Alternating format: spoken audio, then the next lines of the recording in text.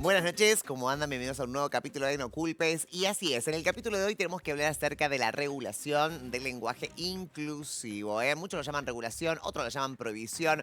En sí vamos a hablar del lenguaje inclusivo. Sabemos lo que sucedió en la ciudad de Buenos Aires, donde obviamente ya no se puede hablar como todes ni nosotres, ¿no? Pero ¿qué pasa acá en Mendoza? En un ratito vamos a hablar acerca de ello y el debate. ¿Atrasa con respecto al desarrollo educativo de los niños? ¿Niñas? En un ratito vamos a hablar. Ya te digo que te comuniques con nosotros. Estamos en WhatsApp 261-300-1600. También estamos en nuestra zona digital, @Replay Contenidos. Allí obviamente podés dejar tu comentario en nuestra publicación. Y el mensajito, obviamente, si estás de acuerdo o no lo que sucedió en la ciudad de Buenos Aires, también nos podés enviar al 261, vuelvo a repetirlo, 300-1600. Arrancamos con el informe especial. Regulación del lenguaje inclusivo. Hashtag sí, hashtag no. Este es el informe. De prohibir en todas las escuelas públicas y privadas de la ciudad de Buenos Aires que se use institucionalmente el lenguaje inclusivo. Chau. ¿Prohibieron el lenguaje inclusivo?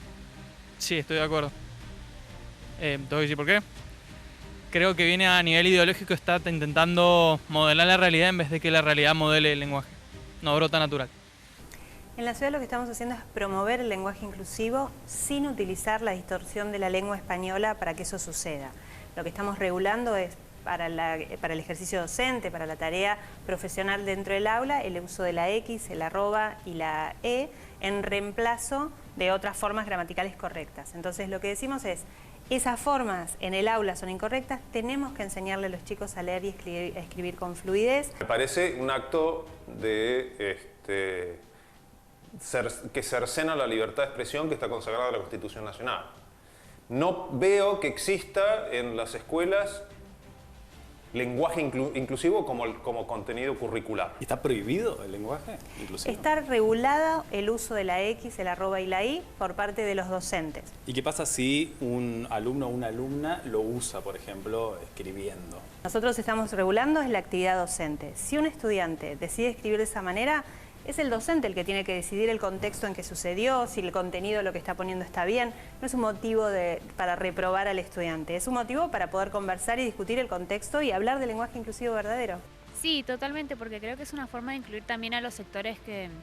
A ver, en los LGBT también están los que son no binarios y ellos no se sienten incluidos nombrándolos por él o por ella. Así que creo que es una forma de incluir a todos. Intervención del discurso público que busca crear en quien escucha un efecto. El efecto de toma de conciencia de la persistencia de injusticias en la sociedad alrededor de los temas de género y animar a esa persona a que se involucre con una lucha para que termine esa desigualdad. Lo que estamos diciendo en la resolución es que los docentes, en el ejercicio de su tarea profesional, frente a los estudiantes, en los ambientes educativos, en las aulas y en las comunicaciones institucionales, no pueden utilizar distorsiones de la lengua española. No estoy de acuerdo. Si bien puede ser un tema... digamos, para la concientización o para el entendimiento en general a lo que estamos acostumbrados con viejas estructuras, sí, sería de aplicación. Pero yo creo que el lenguaje inclusivo no es perjudicial, sino que justamente se adapta a los tiempos que estamos viviendo. Bueno, yo soy una mujer trans, integro lo que son las diversidades sexogenérica y entiendo que esta resolución pretende invisibilizar las diversidades. Tenemos muchas alumnas, alumnos, alumnas que son trans, que integran las diversidades y me parece que invisibilizarlas las afecta y además esto vulnera el derecho humano a la identidad de género, derecho humano que es reconocido en el artículo 13 de la Ley 26743 de Identidad de Género. No estoy de acuerdo. Prefiero que no lo incluyan al lenguaje, que sigamos con el lenguaje normal de toda la vida, porque para eso la lengua española, la Real Academia Española decidió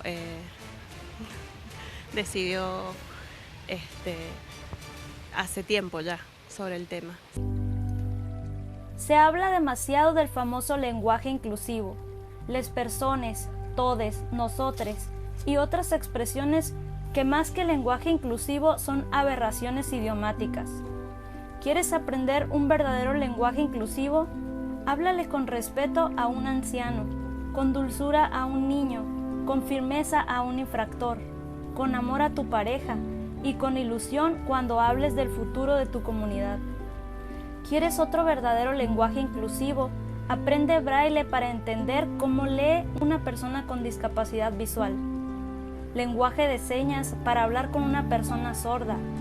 Aprende a hablar pacientemente para comunicarte con una persona autista. A hablar con pasión de los éxitos por el mundo y con dolor por el sufrimiento ajeno. Y no sé, la verdad es un tema polémico, pero creo que no habría por qué prohibirlo. Por ahí tampoco trasladarlo a un contexto laboral y que se oficialice, pero prohibirlo me parece demasiado. ¡Apa! ¡Qué informe! ¡Qué informe especial! Muy bien la producción allí, ¿no? Obviamente tocando todos los puntos de vista, como así vamos a tratar esta noche también. Y yo voy a saludar a las invitadas de esta noche. Mónica Coronado, psicopedagoga. Hola, Moni, ¿cómo estás? Hola, ¿qué tal? ¿Cómo estás? Un placer siempre tenerte. Muchas gracias. Voy a saludar también a Luisina Blanco, coordinadora del Observatorio Mumalá. Luisina, panelista, ya le digo, es panelista oficial, Luisina. Hola, Ego, un placer que nos convoques nuevamente a poder charlar sobre estos temas que nos atraviesan como sociedad. Sí, muy bien. Y voy a Romina Zapata, ella es licenciada en Comunicación Social, especialista en temática de género. Hola, buenas noches. Gracias por la invitación. No, gracias a ustedes por estar esta noche acá. Bueno, y recién veíamos en el informe, digo, un informe muy completo donde se tocan las distintas opiniones, ¿sí? de cada sector. Y también esa cosa de que, bueno, a ver, ¿qué es inclusivo?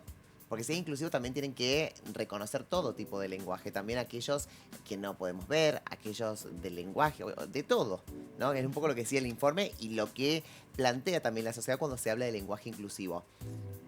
Se abre el micrófono, podemos debatir. Bien, me parece que una cosa no anula la otra.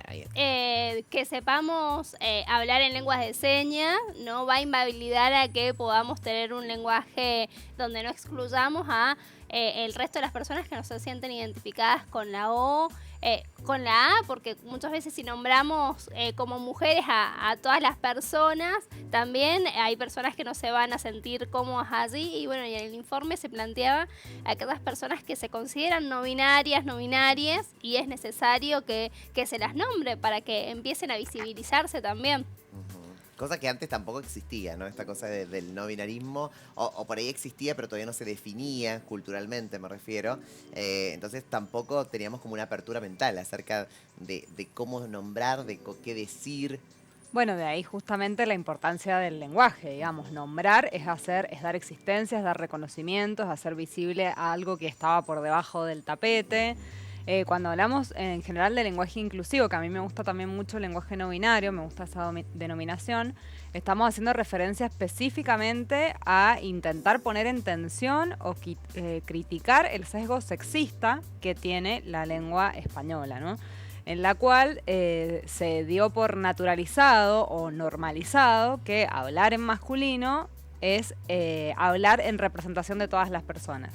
Frente a eso, hay un montón de personas que decimos no nos sentimos representadas en ese masculino universal y por eso necesitamos hacer otros usos del lenguaje, que además el lenguaje es una entidad que está viva, que se hace con los usos que hacemos les hablantes de eso, digamos, no está predeterminado, quieto, estático para siempre.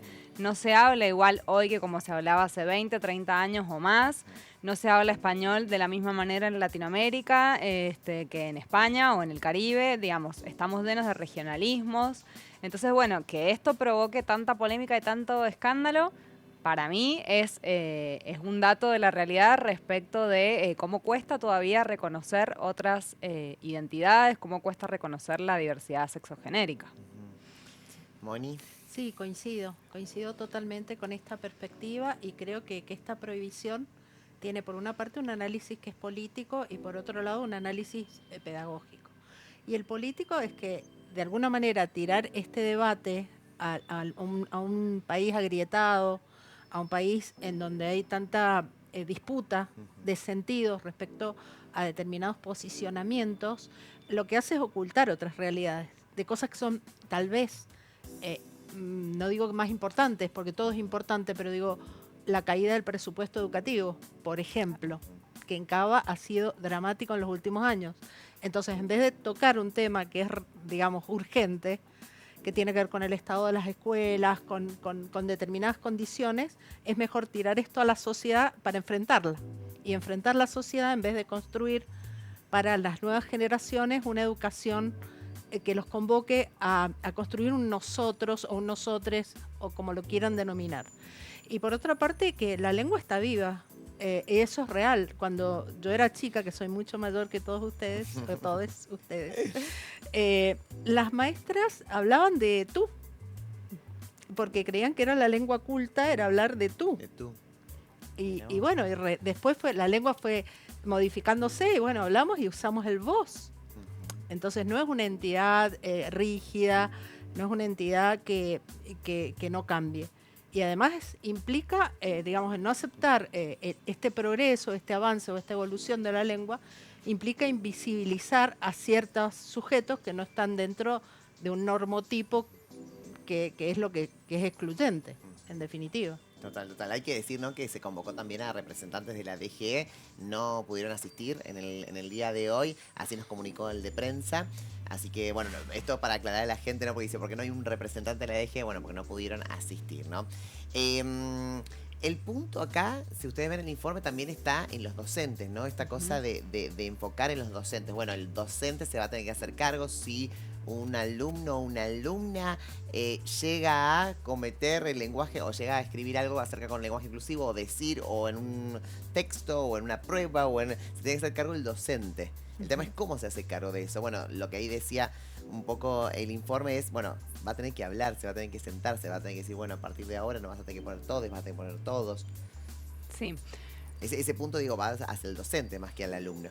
Sí, es bastante particular eso, digamos, porque por un lado pone la responsabilidad en les docentes de la forma en que se utiliza el lenguaje, pero nunca se han brindado formaciones respecto a eso, en general en las escuelas, digo, no hablo solo del caso particular de Cava. Por otro lado, en Argentina la libertad de cátedra es un derecho consagrado hace muchísimos años, digamos, así que si una docente considera válido utilizar para una actividad el lenguaje inclusivo, puede perfectamente hacerlo y eso no incurre en ningún delito, digamos, no hay ninguna razón para penalizar eso.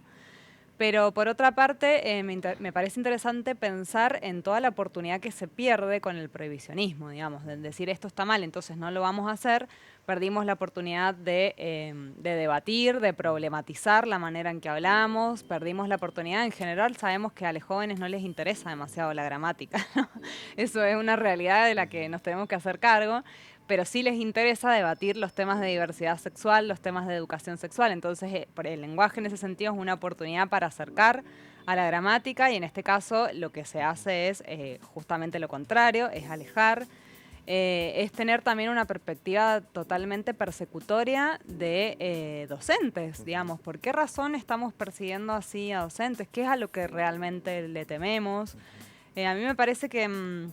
yo sí espero que muchos docentes puedan decir sus posicionamientos, en el caso particular de Cava, pero en general, y que sobre todo puedan abrir el debate al interior de las instituciones. Hoy por hoy también tenemos que decir que está mal visto institucionalmente recibir una comunicación que esté escrita en masculino. Digo, eso no corresponde al momento social en el que estamos, es chocante para un montón de personas. En general las universidades, por ejemplo, ya lo han abandonado, tienen un montón de manuales que recomiendan cómo usar el lenguaje En el caso de las universidades, ¿no? Hoy se está utilizando el lenguaje inclusivo, digamos, entre profesores y alumnos. En el caso particular que yo conozco, que es la Universidad Nacional de Cuyo, se utiliza muchísimo. Sí, acá me refiero, acá en Mendoza, sí, Universidad Nacional muchísimo, de Cuyo, sí. No solo en la informalidad, en la cotidianidad, sino que hay tesis completas de grado, de posgrado, escritas con la E, también con la arroba, con la X, y eso en ningún sentido ha dificultado la comprensión de los temas que se están desarrollando. Eso o sea, hoy sería ponerse muy en contra y decir, bueno, la verdad es que no se debe utilizar el lenguaje inclusivo en, por ejemplo, en las universidades. Totalmente, me parece en contra, que digamos, a todo el sí, parte es desconocer el momento social que estamos atravesando. Y en esto, bueno, aquellas personas que transitan el escribir su tesis y demás, también lo plantean como una decisión política de yo necesito visibilizar y por eso decido escribir con la E, decido escribir con el arroba, con la X, nombrar el todos y todas. Y muchos docentes también a la hora de presentarse en sus cátedras plantean esta necesidad de hablar con el lenguaje no binario para bueno, incluir a todas las personas, porque de hecho las universidades transitan también muchas personas que pertenecen a la comunidad LGTBIQ+. Claro, porque por ahí también, digo, ¿qué pasa con el alumno que no se siente ni mujer, digo, Claro. digo, si a mí me hubiera pasado, digo, yo que soy no binario, me hubiera pasado por ahí en la escuela, me hubiese encantado que me escuchen también y que me duda. traten como tengo ganas de tratar. Y creo que ahí, ¿qué pasa también esto, Moni, como psicopedagoga, de la necesidad del niño, de la niña, del niñe? Totalmente, totalmente. Y aparte, preguntarle cuál es su pronombre. Eso es parte, digamos, de un proceso de comunicación en donde se respeta la identidad de las infancias. ¿Es o sea, antipedagógico si yo me siento que digo, por favor, maestra, me puede tratar no sé, me puede tratar como una persona no binaria, digamos, utilizar el Y si yo aparte le hay pido, una la ley. maestra dice, no puedo. O sea, ¿es no. antipedagógico para el niño, niñe? En este caso para el niño estamos hablando, ¿no? Más que todo. Cada estudiante tiene que ser tratado de acuerdo al pronombre que considere y al nombre social que ha elegido. Eso, digamos, es, si no, estás contraviniendo la ley. Entonces, eso es respeto por la identidad de cada estudiante. Eso tiene que ser así. El tema, yo creo que se plantea en los ámbitos académicos, en la universidad, me parece muy importante y también el tema que no es una imposición, digamos, no está impuesto o obligado, pero es, digamos, muestra una evolución importante poder utilizar un lenguaje que considere las diversidades. Yo creo que eso es muy importante. El tema creo que se plantea es qué pasa cuando los chiquitos están iniciando el proceso de lectoescritura. Creo que ese es el problema que han planteado. Entonces, ahí creo que no habría demasiada discusión, digamos, respecto a los códigos que se enseñan o cómo se enseñan, si hubiera de sí. Porque cuando hay educación sexual integral y se entiende el contexto de este lenguaje, es otra cosa. Pero cuando no hay educación sexual integral, queda hasta descontextualizado. Entonces se entiende como una digamos, una distorsión, decían, pero no, digamos, un reconocimiento de determinadas identidades. Eso es lo que uno está viendo. Y aparte que hay comunidades que tienen reacciones muy hostiles al uso del lenguaje inclusivo. Total. Bueno, lo que vemos hoy en nuestra sociedad, está voces a favor y voces en contra acerca. Es un tema sin lugar a dudas que moviliza a muchos sectores de la sociedad, ¿no? En esta cosa que estoy a favor, estoy en contra, o me molesta escuchar, o me molesta el de a mí, en mi cuenta personal en Instagram me han dicho esta cosa, ¿viste? Del lenguaje, ¿viste? De que sí, que no, la presión que tiene uno, que a mucha gente le gusta o no. Uno trata de escuchar todo, ¿no? Como debe ser. Escuchar, hay varias opiniones dentro de la sociedad y obviamente que el debate está expuesto, y esto es lo que sucedió en la ciudad de Buenos Aires. A todos nos ha movilizado de una u otra manera, porque también hay que escuchar o no al niño, ¿no? Totalmente. Eso es lo que uno se plantea. Lo que sí, yo quiero decir en ese Sí. sentido que escuchar y respetar la identidad autopercibida de una persona no es una elección, digamos, no es algo que yo puedo hacer o no, si me parece o si estoy de acuerdo. Digo, hay marcos normativos Pero, por para ejemplo, eso. en el caso de la ciudad de Buenos Aires, según lo que acabamos de ver en el informe, la maestra, ¿no? Ujú. En este caso tiene que decirle, bueno, mira, no debes utilizar, ¿no? Sí, debe yo lo que como entiendo explicarle. es que, claro, si bien, digamos, es muy limitada realmente la resolución de Cava, porque además hay que decir que en Argentina no hay estudios comparativos respecto del uso del lenguaje inclusivo, no sé, por ejemplo, que en nivel inicial, donde generalmente es donde más resistencia se pone, o en el nivel primario, no hay estudios que muestren si se aprende mejor o peor con el lenguaje inclusivo. Por lo tanto, es defenestrarlo por prejuicio antes que destinar recursos para una investigación, por ejemplo.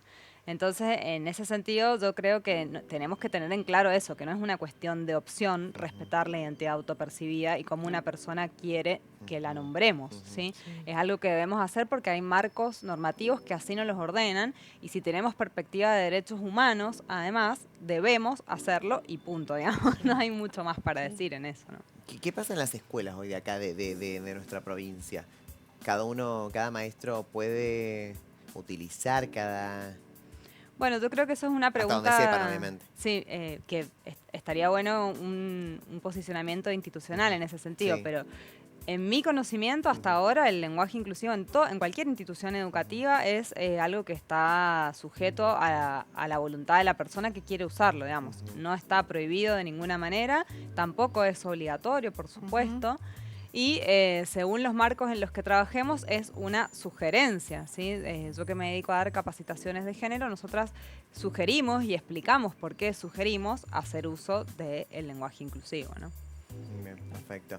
Moni, esto ahí te veíamos el graph, ¿perjudica el desarrollo educativo No, para nada. de los alumnos? No perjudica. ¿Alumnos? Lo que pasa es que es un cambio cultural y los cambios culturales llevan tiempo. Ir erradicando el lenguaje sexista, para empezar, que digamos que está basado en una concepción del binarismo, ¿no? A pasar a un lenguaje que sea realmente inclusivo va a llevar tiempo. Y las instituciones cambian muy lentamente. Yo veo cierta resistencia en algunas comunidades, inclusive creo recordar que en una escuela un directivo saludó a la comunidad y dijo chiques, y fue un escándalo. O sea, fue una situación escandalosa y inclusive se habló de sancionarla. Que digamos que esta mirada de prohibir, de vigilar, de castigar a quienes, digamos, utilizan el lenguaje inclusivo, que me parece que es ir en contra de la libertad de expresión. No es una imposición, pero tampoco puede ser castigado ni reprimido y no causa daño. Nos falta mucho como sociedad como para pensar, digamos, ya en un lenguaje más que todos podamos apropiarlo, desarrollarlo. Digo, nos cuesta mucho empatizar con el otro. Porque lo que vemos es que cada vez que hablamos de este tema hay una gran división en la sociedad. Los que están de acuerdo, los que están a favor, se atacan mutuamente, ¿no? Va a costar mucho cuando digamos, bueno, a ver, respeto que el otro o la otra quiera hablar, o le otre quiera hablar, ¿no? Por momentos parece que sí, ¿no? Por momentos parece que falta mucho. A su vez yo me pregunto, claramente es algo que trasciende al lenguaje, que es solamente un aspecto de la desigualdad de género, digo, entre los múltiples aspectos que hay. Pero yo no veo que esa gente se escandalice, por ejemplo, con los 80.000 neologismos que tenemos en relación a la tecnología. Es decir, sí puedo decir googlear, matchar, me gustear, likear, y a nadie se escandaliza.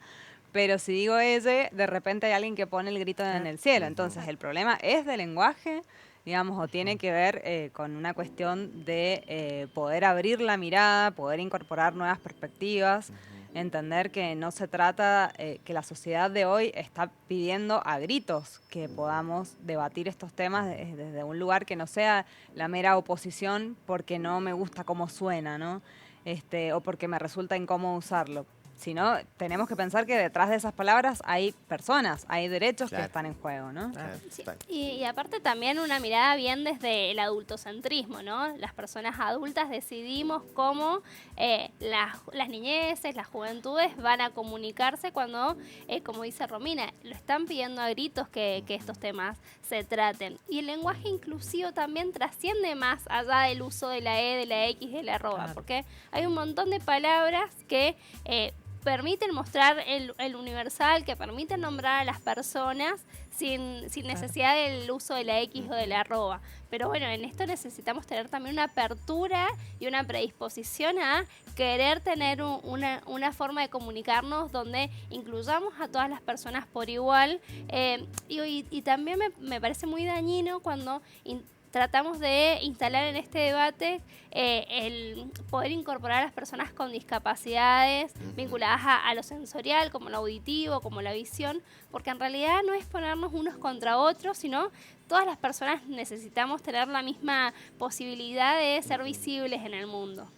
Es cierto que por ahí lo que dicen es, bueno, si se lucha por lenguaje inclusivo en cuanto a género, ¿por qué no se lucha lenguaje inclusivo en cuanto a todo, no? Digo, esto del braille, o sea, es de todo, porque todos nos capacitamos. Digo, si muchos nos capacitamos para utilizar, ¿no? La E antes de la A y la O, ¿por qué no en otros aspectos? Para mí, digo, es muy propio lo que voy a decir, son dos discusiones aparte, pero bueno, también lo trajiste y lo voy a lo voy a nombrar, ¿no? Agustina Di Masi, ¿no? Perdió la vista a los 5 años y ella lo que manifiesta es lo siguiente. Dice hay muchas situaciones donde deberíamos avanzar muchísimo y hablar de inclusión. Cuando hay un menú en braille, los precios quedan súper desactualizados. Me ha pasado de ir a un restaurante que tuviera menú en braille y los precios eran de hace 3 años. Es un costo muy alto renovar la carta cada vez, ¿no?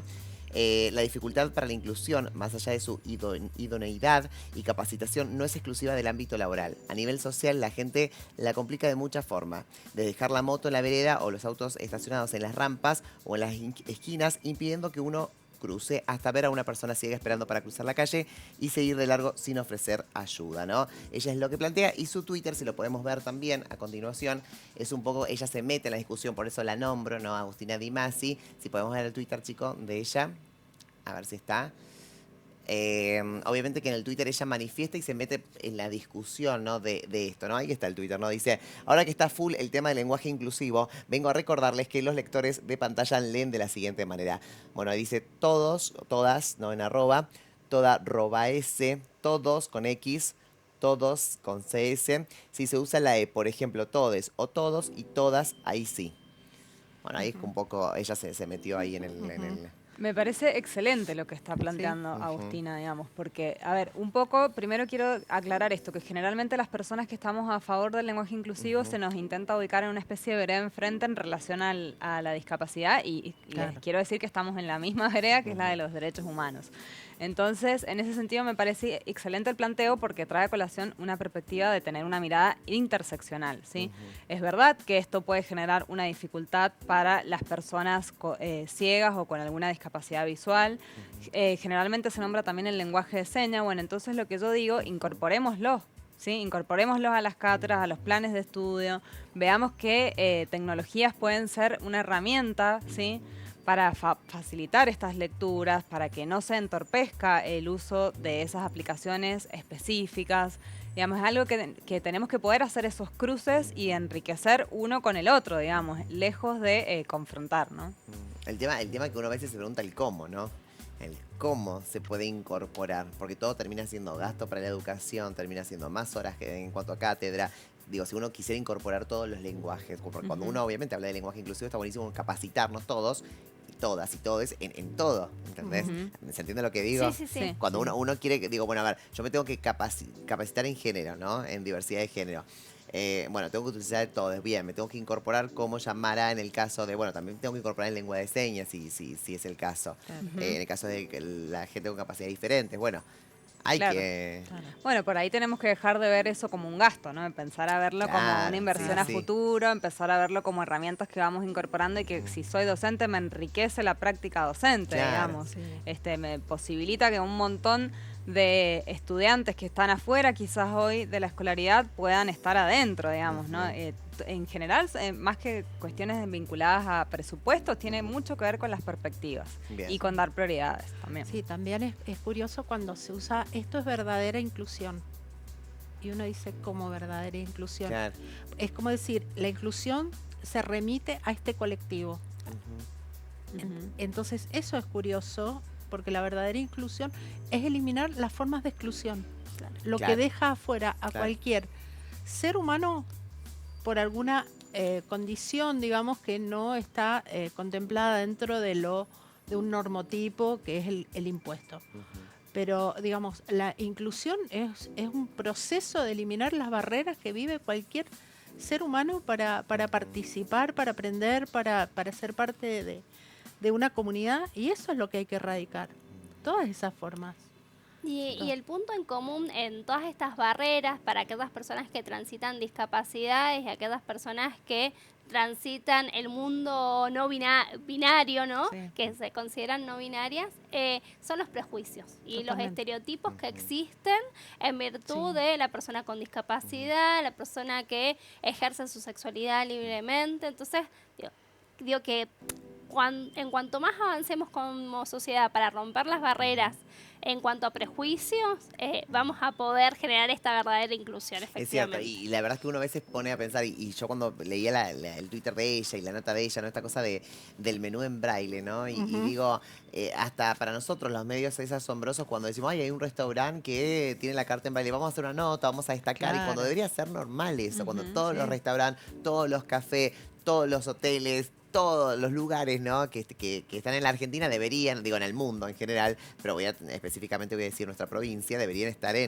¿no? En braille, que todos pudieran acceder, ¿no? Claro. Esta cosa de que sí, el menú no actualizó el menú y está hace 3 años atrás. Claro, se le complica muchísimo eso. Incluso el menú con pictograma para alguna persona claro. que transita Claro. autismo. Claro. Digo, lo que a nosotros nos puede llamar como atención y hasta, che, vamos a hacer una nota al dueño o a la dueña y hablar de qué lindo, qué novedad. No, debería ser normal esto. De todos los lugares deberían tener acceso a todos. O sea, todos deberían tener acceso Sí. a todos los lugares. Eso quería Y sentirse decir. bienvenidos. Eso. O bienvenidas o bienvenidas. Claro. Pero eso creo que es digamos, la verdadera inclusión es una posición de bienvenida y de hospitalidad. Eso es la inclusión. Y no se puede circunscribir a que para estos sí, para estos no. Porque está excluyendo. Sí, total. Digo, y hoy que vienen las tecnologías también hasta el código QR, todos deberían acceder a ciertos menús, ¿cierto? A mí cuando lo leí, no tomé conciencia hasta que lo leí, porque uno hasta naturaliza esas cosas. Vos decís, yo le digo, ay, qué es cierto esto, ¿no? Sí. ¿Cuántos de los lugares que nosotros habitamos cotidianamente, ¿no? Están capacitados o no para recibir a todos, a todas, a todes, ¿no? Lo que pasa es que para eso se necesita una tarea pedagógica grande, importante, Sí. digamos. Se necesitan políticas públicas también, ¿por qué no legislación? Digamos, así como hay un montón de proyectos para que, por ejemplo, en todos los supermercados haya productos para personas con celiaquía. ¿Por qué no esto también? Digo, o sea, le estamos dando un montón de ideas a legisladores y Sí. legisladoras, así que espero que tomen nota, Que porque son las tomen. son las preocupaciones reales de la sociedad, de la gente, ¿no?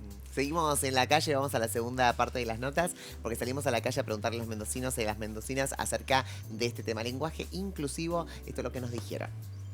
No estoy de acuerdo. Principalmente porque estudio traductorado en inglés y en inglés estudiamos lingüística y de acuerdo con la lingüística el lenguaje representa al mundo. Entonces si no hay unos pronombres para determinar a ciertas personas que existen, las estamos invisibilizando. Estoy de acuerdo que no me gusta que se incluya, la verdad que para mí me parece que para eso se hizo el lenguaje, yo lo estudié toda la vida así y no debería modificarse hoy, debería mantenerse como está. Para mí eso es lo que no debería ser, ¿me entendés? Para mí son errores ortográficos y cosas así, no un lenguaje nuevo. Se entiende bien cuando hablamos bien, es así. No estoy de acuerdo. Me parece que el lenguaje dentro de la sociedad es cambiante, es dinámico y está buenísimo que suceda así. No me parece necesario porque si cada uno tiene sus propias ideas se aceptan, pero el lenguaje castellano es castellano, el español es español.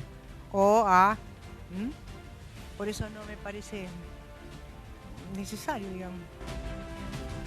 Ahí está, ¿no? Un poco la gente opina lo que, la resolución 2566/22 del gobierno de la ciudad, que establece que en el ejercicio de sus funciones, los docentes deberán desarrollar las actividades de enseñanza y realizar las comunicaciones institucionales de conformidad con la regla del idioma español, sus normas gramaticales y los lineamientos oficiales para sus enseñanzas, ¿no? Y hay muchos también que entran en el debate y dicen, pero a ver, si vamos a esto del idioma español, también es machista, ¿no? Mucho es el planteo, ¿no? Es patriarcal. Por supuesto, es patriarcal.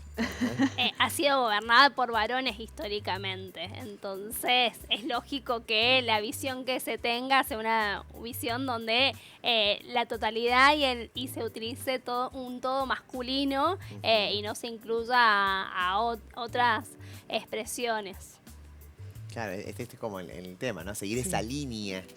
Sí, aparte, también es una concepción de que la lengua es algo rígido y que lo regula una academia que está en otro continente y decide cómo se va a hablar en la vida cotidiana. Y cuando vos salís a un patio de una escuela y escuchás hablar, No escuchás ese castellano puro y perfecto y limpio y pulcro. Ya, ¿hasta qué Escuchás punto? otra cosa. O sea, los usuarios de la lengua hacemos con ella lo que necesitamos hacer, que es comunicarnos. Y eso no que decía el hombre, decía, no, es como horror de ortografía, decía. Bueno, ¿no? eso es interesante porque el lenguaje inclusivo no trae consigo nuevas reglas ortográficas, son las mismas de siempre, se usa exactamente con las mismas reglas que en general nadie conoce además y nadie respeta. Digo, en el habla cotidiana todo el tiempo estamos, si se quiere, distorsionando reglas de ortografía y el escándalo no pasa por ahí.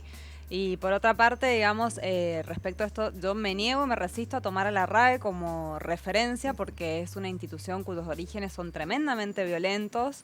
Es el intento de regular la expansión de las colonias españolas. O sea, es una institución colonial que se resistió a la incorporación de mujeres hasta muy entrados los años 70. Entonces, me niego a tomarla como referencia. Lo que sí quiero tomar como referencia, en todo caso, es la voz de los jóvenes, la voz de docentes que están todos los días en las escuelas intentando dar múltiples batadas, digamos, porque también me parece que el lenguaje inclusivo es una de las facetas de las múltiples desigualdades que están atravesando las personas en estos momentos. Entonces, bueno, por ahí creo que de repente es apegarse a normas gramaticales cuando decimos un montón de palabras, de neologismos todos los días, me parece un poco insostenible, digamos, es muy forzado. Yo le preguntaría a esas personas si puede decir de memoria alguna regla ortográfica.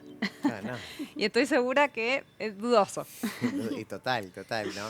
Esto de, bueno, acá de lo que decía también la ciudad de Mendoza, ¿no? El jefe de gobierno de la ciudad de Mendoza, que, bueno, ya lo implementó Uruguay, Francia, ¿no? Esta cosa de cancelar el lenguaje inclusivo. Entonces dije, bueno, tomando también referencia a eso y tomando que se realizaron 2 informes técnicos, ¿no? Elaborados en conjunto con la Subsecretaría de Coordinación Pedagógica, que esto involuciona, digamos.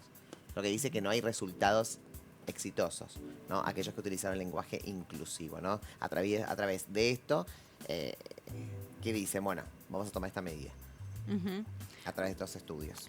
También hay que ver en qué momento se realizó este estudio, digo, porque hemos atravesado 2 años de pandemia, donde la complejidad de que quienes estaban aprendiendo a lectoescribir tuvieron muchísimas dificultades y hoy están recitando 3º, 4º grado con muchísimas dificultades para poder leer y escribir, y entonces ¿qué parámetro utilizamos? La verdad que este estudio me parece un poco dudoso y bastante tendencioso para fijar claramente una posición con respecto a cómo queremos nombrar y cómo queremos visibilizar a las personas. ¿Creen que hemos avanzado un poco como sociedad cuando, por ejemplo, se realizan estas medidas y de una u otra manera una parte de la sociedad le hace un clic, le hace un ruido y sale a manifestarse, digamos, que está en contra de esto? Digo, porque por ahí años atrás nunca hubiéramos pensado, por ahí de hecho, bueno, sí, está bien, que lo suspendan, que hablen, y hoy hay todo un ruido y parte de la sociedad dice, bueno, esto no debe suceder, tenemos que manifestarnos, hay que visibilizar ciertos sectores de la sociedad. Yo en ese sentido, por un lado, invito a que lean un estudio del CONICET que se llama ¿Qué dice la lingüística sobre el lenguaje inclusivo?, que es actual y que lo que en resumidas cuentas dice es que no entorpece ningún aprendizaje de ningún tipo. Entonces, eso por un lado. Y segundo, digamos, si la sociedad sale a oponerse, bueno, creo que es también una cuestión cultural muy, muy arriesgada frente a que a cualquier tema tenemos que tomar un posicionamiento.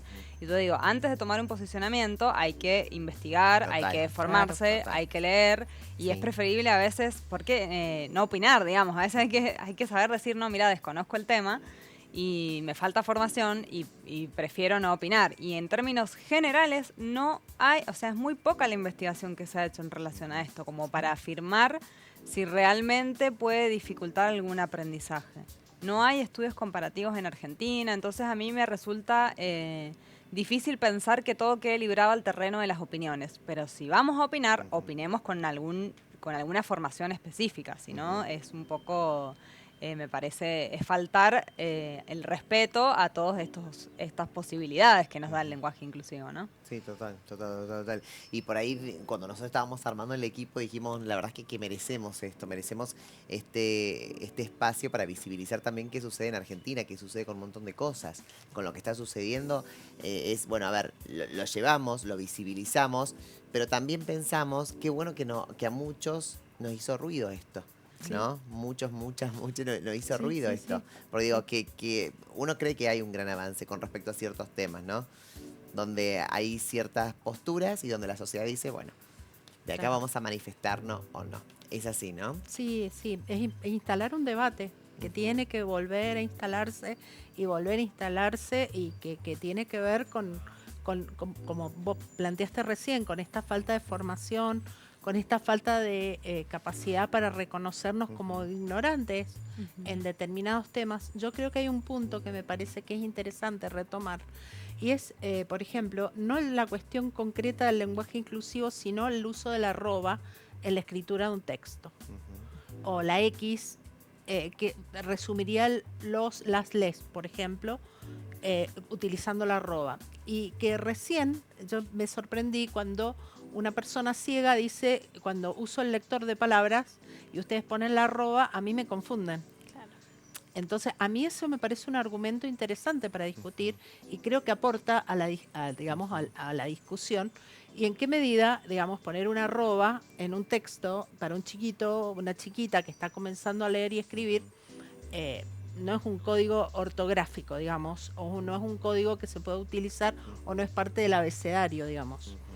Pero en concreto, si uno eso lo contextualice, yo insisto, dentro de un programa de educación sexual integral donde se pueda reconocer la diversidad y se pueda ver qué significado tiene y qué implica la utilización, creo que no, la idea de que eso daña, perjudica, que hace que los chicos se confundan, eso me parece que es una argumentación que no se puede sostener.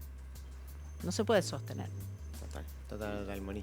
Les quiero agradecerme que sin tiempo, cómo estaríamos debatiendo. Pero bueno, seguramente va a haber más programas acerca del debate de muchos temas que van a suceder acá en la Argentina. Lo bueno es debatir, lo bueno es charlar y también lo bueno es dar distintas opiniones. Por eso salimos a la calle, realizamos un informe donde se vio todo tipo de opiniones, todo tipo de argumentos y eso es lo lindo también, ¿no? Frente a la diversidad, intentar ponernos de acuerdo y lo que dijiste también es muy importante, Romy, el tema de los derechos. Son nuestros derechos. Y me pareció como para cerrar ideal, ¿no? Eso, que tenemos que luchar todos por nuestros derechos, que se respeten. Así es. Y por último quiero decir que ninguna pedagogía superadora interesante ha surgido del prohibicionismo. Eso es otro punto para pensar. Muchas gracias. Gracias. Gracias, Hugo. Gracias a ustedes que están en casa. Muchísimas gracias por acompañarnos. Que descanses. Chao.